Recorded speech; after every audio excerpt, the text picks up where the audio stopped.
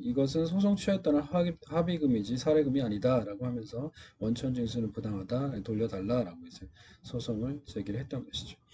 자, 이 사례를 풀기 위해서 네, 오늘은 판결에 따라 해고 기간 동안의 임금을 한꺼번에 받는 경우에 어떻게 과세되는지에 대해서 알아보도록 하겠습니다.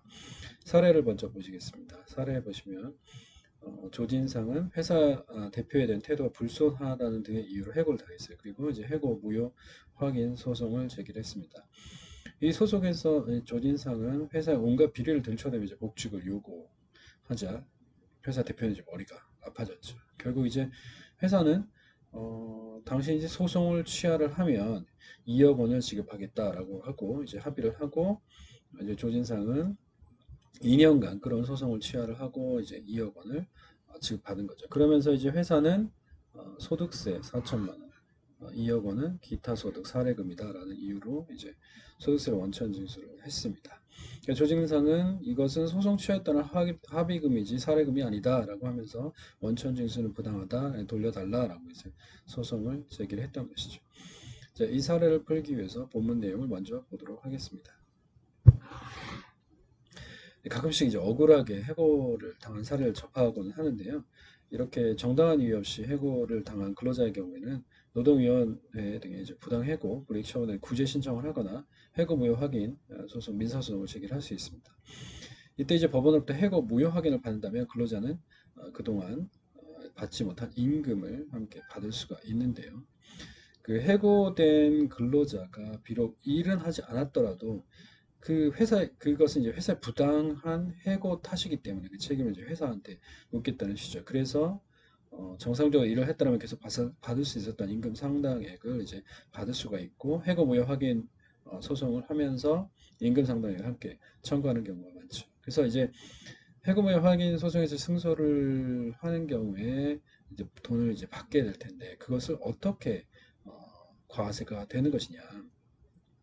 임금 상당액 그 급여를 청구하고 임금 상당이면 원래 그 근로소득으로 과세가 됐었어야 하는 소득인 거죠. 그죠? 그래서 판결 결과에 따라서 돈을 받는다 하더라도 그것은 근로소득으로 과세가 될 것입니다. 그리고 이제 근로자가 사용자로부터 원래 급여 외에 지연이자 상당액을 급여 외에 지연이자 상당액을 받게 된다면 이것은 기타 소득이다. 지연이자 상당액은 근데 이제 급여 외에 내 명예가 훼손돼서 정신적 고통을 받다 이렇게 하면 이거는 정신적 고통에 대한 거는 이제 위자료인데 위자료는 과세 대상이 아닙니다. 그래서 그 부분은 이제 과세가 되지 않고요. 근데 만약에 이제 그 회사 합의를 하면서 이제 그 임금 청구한 거에 대한 받는 게 아니고 해고무효 확인 청구 만약 이런 거를 이제 해고무효 확인 청구만 했다가 이거를 이제 포기하는 대가로 좀 받기로 한다. 그러면 어떻게 가 되느냐? 이거에 대해서 대법원이 91년도에 이제 판결을 한 게 있는데 이 경우에는 분쟁 해결에 대한 그 대가로 받는 거기 때문에 근로소득도 아니고 퇴직소득도 아니고 기타 소득도 아니다. 따라서 이것은 과세 대상이 아니다. 라고 이제 판단했습니다. 근데 이제 어, 이거는 아니 보니까 원래 받아야 될 임금을 기준으로 분쟁 해결금을 줬는데 결국 이거는 근로소득으로 받아야 되는 게 아닌가라고 이제 볼 수도 있는데 이 법원은 이때 이제 해고 무효를 하는 거예요. 이제 그 회사하고 근로자하고 굉장히 이제 분쟁이 심했거든요. 그래서 이게 해고가 맞는지 틀리는지 이거에 대해서 좀 분명하지가 않았어요. 근데 이제 회사에서 골치가 아프니까 자 이제 더 이상 우리 다투지 말라. 이거 돈을 줄 테니까 이걸 다 끝내자. 그래서 이제 다 끝내버린 그 경우에는 이제 근로소득도 아니고 퇴직소득도 아니고 기타 소득이 아니기 때문에 과세되지 않는다라고 본 거예요. 그래서 이 사례에서도 보면 법원 조지상의 손을 들어줬는데 그 이유는 이제 해고 무효 확인 소송 방금 말씀드린 대로 이게 과연 해고가 맞는 건지 틀리는 건지 그게 아주 명확하지는 않았고요.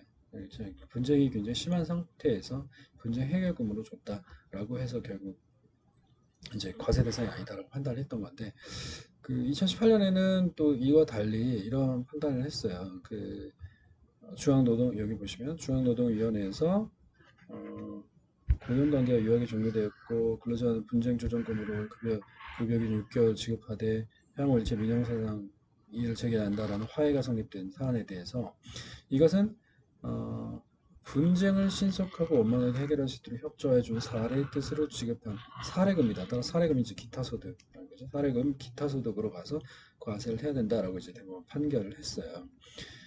결국 이제 그 방금 앞에 사례하고 요 지금 대법원 판례를 비교를 해보면 앞에 사례는 이 분쟁이 너무나 이제 격화되고 과연 해고가 맞는 건지 틀리는 건지도 이제 분명하지가 않고 이런 상황에서 이제 회사가 모든 분쟁을 다 이제 끝내자라는 차원에서 준 거고 이 지금 2018년 이 판례는 근로관계 즉 해고를 하는 것 이것이 이제 사유가 명확했고요. 그 전 사유보다는 사유가 명확했고 그리고 이제 그 회사에 대해서 명예훼손이라든지 뭐 이런 그 험악한 이제 발언을 하지 않는다라는 거 이제 하고 분쟁을 좀 빨리 끝내준 게 너무 고맙다라는 이제 정말 그 고마움의 표시로 주었다라는 쪽이 더 강하다는 거야. 그래서 이제 이건 사례금을 줄 수 있다는 거예요. 이게 좀 아주 명확하지는 않죠, 그죠? 이거를 어떤 거를 분쟁 해결금으로 봐서 과세 대상이 아닌 것인가? 또 이제 분쟁 해결금을 해서 다 과세가 안 되는 것이 그건 아니고 분쟁을 해결한다 하더라도 그 이제 당사자 간의 여러 가지 상황을 볼 때 지급하게 된 경위, 분쟁이 일어나는 경위 여러 가지 종합적으로 고려해 볼 때 고마워서 주는 것, 즉 기타 고마움의 표시, 사례금의 그런 의미가 더 크다라고 한다면 기타 소득으로 과세될 수 있다라는 거예요. 그래서 이것은 구체적 사실관계에 따라서 좀 달라질 수가 있습니다. 그래서 일괄적으로 분쟁 해결금이라면 과세가 안 되는 겁니다. 이렇게 말할 수는 없고요. 그 여러 가지 그 상황을 봐서 법원이 판단해야 될 문제이다. 다만 이제 어느 쪽에 더 가까운가? 기타 소득 즉 사례금 고마워서 주는 그쪽이 더 의미가 깊다라고 하면 사례금으로 아마 과세가 될 것입니다. 아까 그 좀 전에 말씀드린 대로 늦게 지급한 지연손해금에 대해서는 기타 소득으로 과세가 되는 것이다 라고 볼 수 있습니다. 네, 오늘 여기까지 공부 마치도록 하겠습니다.